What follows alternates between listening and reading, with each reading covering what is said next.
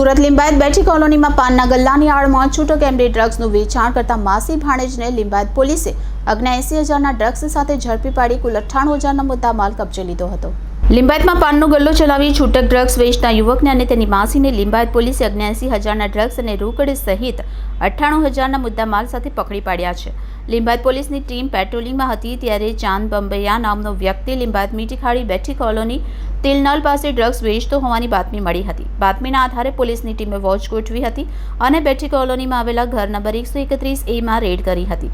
પોલીસે રેડ દરમિયાન પાનનો ગલ્લો ચલાવતા આરોપી ચાંદ બંબૈયા અને સલમા બાનુ શેખની ધરપકડ કરી હતી। તેમની તપાસમાં પોલીસને 79,000નું 7.9 ગ્રામ એમડી ડ્રગ્સ અને 19,000 રોકડા મળીને કુલ 98,000નો મુદ્દામાલ મળી આવ્યો હતો। પોલીસે કબજે લઈ ગુનો નોંધી આગળની તપાસ હાથ ધરી હતી। અત્રે ઉલ્લેખનીય છે કે આ બંને માસી ભાણેજ ક્યાંથી ડ્રગ્સનો જથ્થો લાવતા હતા તે મુદ્દે પોલીસ તપાસ કરી રહી છે।